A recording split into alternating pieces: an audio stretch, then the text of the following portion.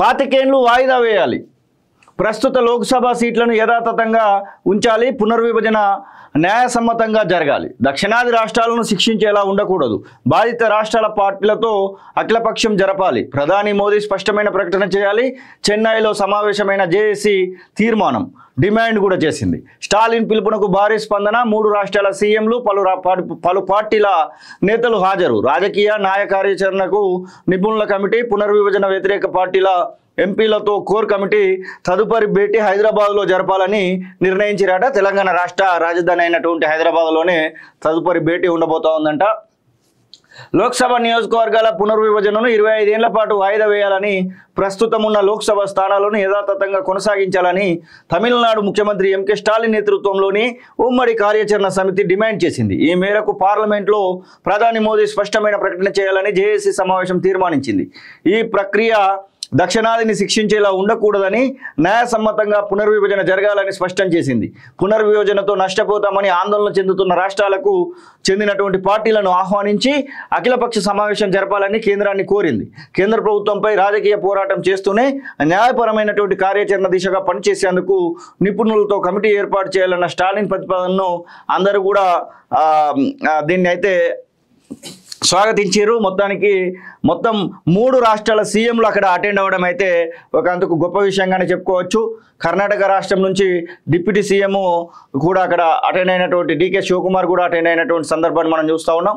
ఏది ఏమైనప్పటికీ దక్షిణాది రాష్ట్రాలు వారికి జరుగుతున్నటువంటి అన్యాయం విషయంలో మాత్రము ముక్తకంఠంతో కేంద్ర ప్రభుత్వాన్ని నిలదీసేందుకైతే ముందుకెళ్తున్నట్టుగా మనకైతే స్పష్టంగా కనబడతా ఉంది. పునర్విభజనకు వ్యతిరేకంగా కేంద్రంపై గొత్తెందినటువంటి స్టాలిన్కు 7 రాష్ట్రాల నుంచి గట్టి మద్దతు లభించింది. ఆయన ప్రారంభించిన పోరాటంలో మేము సైతం అంటూ దక్షిణాదిలోని బీజేపీయేతర పార్టీలకు చెందిన పలువురు సీఎంలు, ప్రముఖులు పంజాబ్ ముఖ్యమంత్రి భాగస్వామి అయ్యారు. చెన్నైలో శనివారం ఉదయం అధికార డిఎంకే ఆధ్వర్యంలో జరిగినటువంటి తొలి ఉమ్మడి కార్యాచరణ కమిటీ సమావేశంలో ఎంపీ స్థానాల సంఖ్యను ఏమాత్రం తగ్గించడానికి వీల్లేదని నేతలు డిమాండ్ చేశారు. ఈ పోరాటంలో స్టాలిన్ వెంట ఉంటామని పలువురు నేతలు స్పష్టం చేశారు. పునర్విభజనను వ్యతిరేకిస్తున్నటువంటి పార్టీలకు చెందిన ఎంపీలతో కోర్ కమిటీని ఏర్పాటు చేసుకొని పార్లమెంట్లో సమన్వయం స్పష్టమైనటువంటి వ్యూహంతో పనిచేయాలని నిర్ణయించారు. సమావేశంలో కేరళ, తెలంగాణ, పంజాబ్ సీఎంలు విజయన్, రేవంత్ రెడ్డి, భగవంత్ మాన్, కర్ణాటక ఉప ముఖ్యమంత్రి డీకే శివకుమార్, బీఆర్ఎస్ కార్యనిర్వాహక అధ్యక్షుడు కేటీఆర్, ఆ పార్టీ నేతలు వినోద్ కుమార్, సురేష్ రెడ్డి, మాజీ మంత్రులు నిరంజన్ రెడ్డి, జగదీష్ రెడ్డి, ఒడిశా మాజీ మంత్రి సంజయ్ కుమార్ దాస్, అలాగే శిరోమణి అకాలీదళ్ అధ్యక్షుడైనటువంటి సర్దార్ బల్వీందర్ సింగ్, అలాగే పలువురు సిపిఐ నేతలైనటువంటి వాళ్ళు, సిపిఎం నేతలు, ఇలా పలువురు అయితే పాల్గొన్నారు. మొత్తానికి ఇది దక్షిణాది రాష్ట్రాలకు సంబంధించినటువంటి ఒక సమస్యగా పరిగణించడానికి అయితే వీళ్ళు ఆలోచిస్తున్నట్టు కనబడతా ఉంది. ప్రధానంగా సీట్ల సంఖ్య ఒకవేళ ఉత్తరాదిన పెరిగితే కనుక బీజేపీ స్పష్టంగా అక్కడే మెజారిటీ సాధించి ఇక ఏకఛత్రాధిపత్యంగా భారతదేశాన్ని పరిపాలించడానికి అవకాశం ఉంటుందన్నటువంటి ఉద్దేశంతో ఈ మీటింగ్ అయితే ఏర్పాటు చేస్తూ ఉన్నారు. ఇక సీట్లు తగ్గుతాయని మోదీయే చెప్పారు.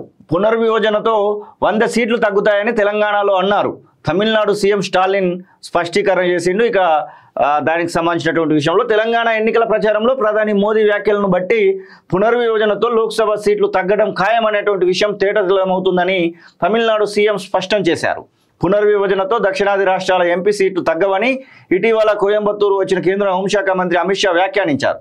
కానీ 2023లో తెలంగాణ ఎన్నికల ప్రచారంలో ప్రధాని మోదీ మాట్లాడారు. కులాల వారి జనగణన జరపాలని కాంగ్రెస్ డిమాండ్ చేస్తోందని, జనాభా ప్రాతిపదికన నియోజకవర్గాల పునర్విభజన జరిగితే దక్షిణాది రాష్ట్రాలు 100 సీట్లను కోల్పోతాయని, ఇందుకు దక్షిణాది రాష్ట్రాల ప్రజలు సమ్మతిస్తారా అంటూ నాడు ప్రశ్నించినటువంటి విషయాన్ని గుర్తుకు చేశారు.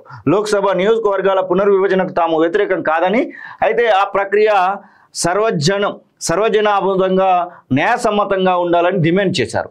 జనాభాను నియంత్రించిన రాష్ట్రాలను శిక్షించేలా ఈ ప్రక్రియ ఉండకూడదన్నదే తమ అభిమతమని పునర్ఘాతించారు.